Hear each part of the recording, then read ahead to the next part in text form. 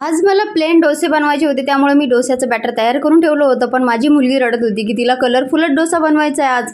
तर त्यामुळे मी आज एक तवा घेतलेला आहे, त्याला आपण तेलाने मस्त तेल लावून घेतलं आहे आणि टिश्यू पेपरने त्याला पुसून घेतलं. आता मी काय केलं नाही, एक बॅग घेतल्या 2 आणि त्याच्यामध्ये मी काय केलं, बॅटरमध्ये आपला जो फूड कलर आहे ना, तो फूड कलर मिक्स केला. आता कलरफुलच डोसा खायचा म्हटल्यानंतर मग काहीतरी करावंच, जुगाड करावंच लागेल. तर मी काय केलं ना की त्या बॅटरमध्ये थोडे 2 ड्रॉप्स आहे ना कलर मिक्स केला आणि एका कॅरीबॅगमध्ये ते भरून ठेवलं आपलं, हे बघा अशा पद्धतीने.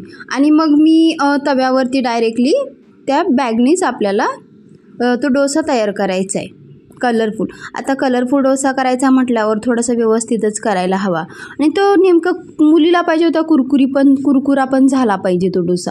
त्यामुळं आपण अशा पद्धतीने आता बॅटर टाकलेलं आहे तव्यावरती. आता गॅस स्लोच ठेवलेला आहे, आपण गॅसची फ्लेम हाय नाही केलेली. गॅस स्लो ठेवला तरच आपला जो डोसा आहे तो कुरकुरा बनणार आहे. आता या पद्धतीने आपण त्याला व्यवस्थित थोडासा वाकडा झाला होता पण ठीक आहे. आता आपण त्याला व्यवस्थित शेप दिला आणि कडेने आपण काय केलं, दुसरी कॅरीबॅग घेऊन त्याला साईडनी थोडंसं कलरफुल बनायचा प्रयत्न केला. तर अशा पद्धतीने आपला डोसा थोडासा कलरफुल तयार झालेला आहे आणि माझी मुलगी खुश झालेली आहे डोसा बघूनच.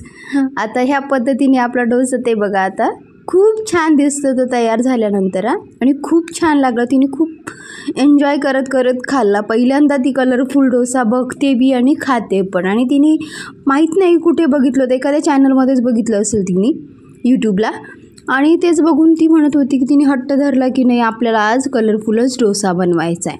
तर ते मी ट्राय करून बघितलं, हे बघा. आणि आपला डोसा आता रेडी आहे. थोडंसं खालू पलटी मारून थोडंसं शेकूया अलगद आपण त्याला. बघा किती छान दिसतो आणि एकदम कुरकुरा झालेला आहे तो डोसा. आणि यानंतर तिनेही ट्राय केला, पण तिने काय केलं माहिती आहे का, फेस बनवलं होतं. पण तो फेस एवढा सुंदर दिसत होता, पण तो मी व्हिडिओ शेअर नाही केला तुमच्यासोबत.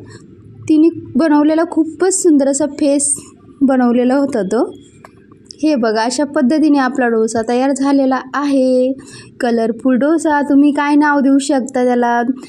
आणि तुम्हाला हा डोसा आवडला असेल तर सबस्क्राईब करा आणि असेच नवनवीन व्हिडिओ पाहण्यासाठी नक्की चॅनलला सबस्क्राईब करा.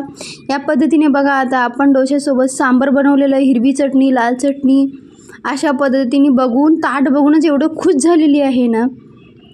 हे बघा किती सुंदर दिसतोय आपला डोसा ताटामध्ये. कोणत्या मुलांना नाही खावटणार. Bye bye.